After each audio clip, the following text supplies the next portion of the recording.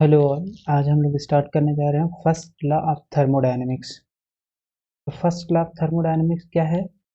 First law of thermodynamics बोलता है कि अगर आपके पास एक सिस्टम है, उस सिस्टम का इंटरनल एनर्जी चेंज हो रहा है मैकेनिकल इंटरेक्शन के द्वारा, डिफ्यूजिव इंटरेक्शन के द्वारा या थर्मल इंटरेक्शन के द्वारा।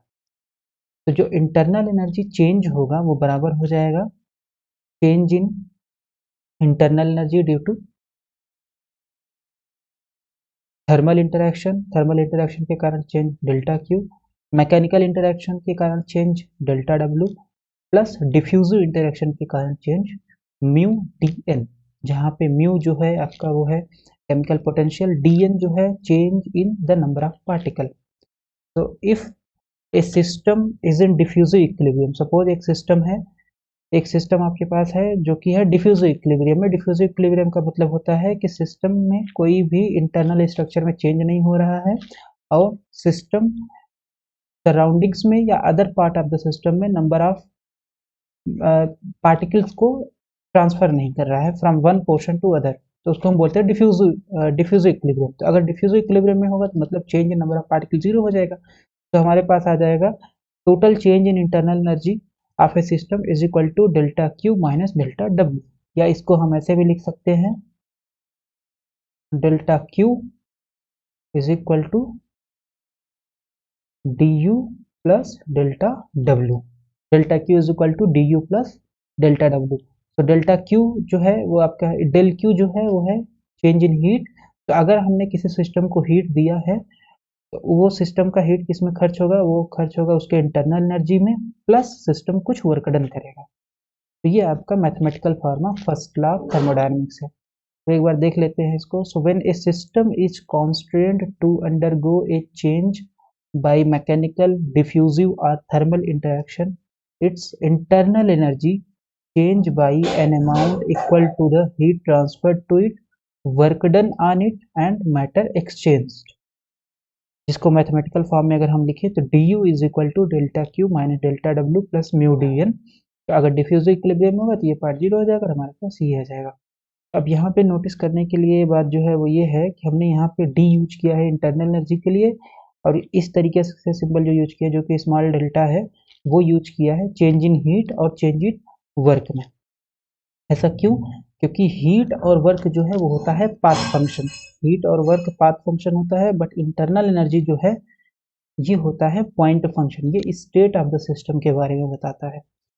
Q and W are path functions, hence they are inexact differential। मतलब हम इसको डिफ्रेंशिएट नहीं कर सकते हीट और वर्क को।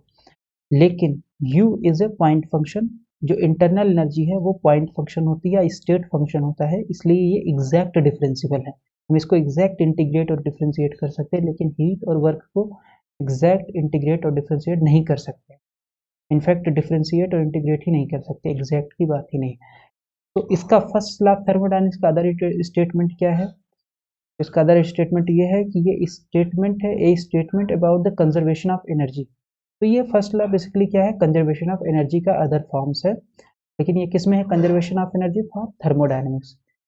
दूसरा स्टेटमेंट क्या है फर्स्ट लॉ ऑफ थर्मोडायनेमिक्स का? पहला हो गया कि ये statement about the conservation of energy for thermodynamics. दूसरा स्टेटमेंट क्या है फर्स्ट लॉ ऑफ थर्मोडायनेमिक्स का? Heat and other forms of energy are equivalent. Heat energy और अदर फॉर्म्स ऑफ एनर्जी क्या है? इक्विवेलेंट है, एक दूसरे के इक्विवेलेंट है। फर्स्ट लॉ ऑफ थर्मोडायनेमिक्स के आउटकम्स क्या है? तो सबसे पहले यहाँ पे फर्स्ट लॉ ऑफ थर्मोडायनेमिक्स हमारे पास एक फंक्शन आता है जिसको हम लोग बोलते हैं इंटरनल एनर्जी। और ये internal energy first law of thermodynamics से ही हमें पता चलता है कि ये इंटरनल एनर्जी एक पॉइंट फंक्शन या स्टेट वेरिएबल है। स्टेट वेरिएबल क्या है कि ये हमें ये बताएगा कि सिस्टम का स्टेट क्या है।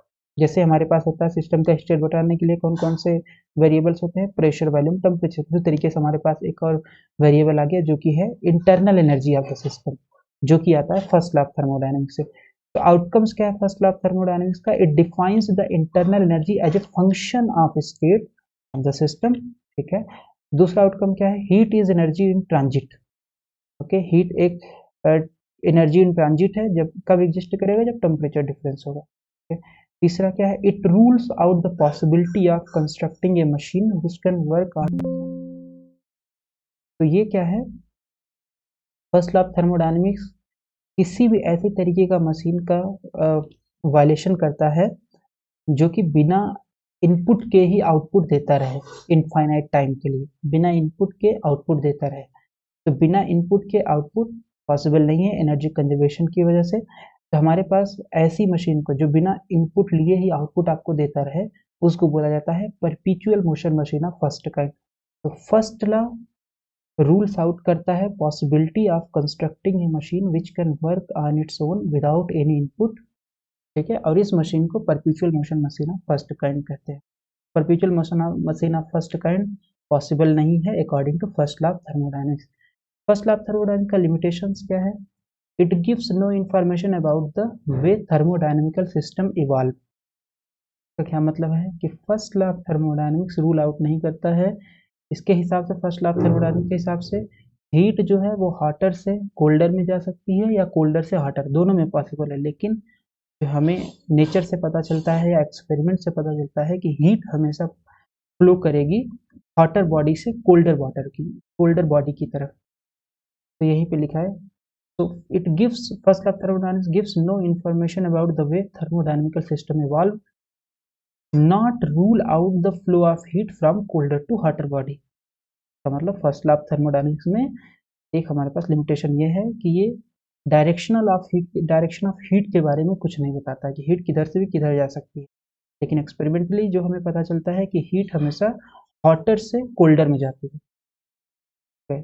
दूसरा क्या है limitation? It does not rule out the machine that can take energy from environment and converts fully into work.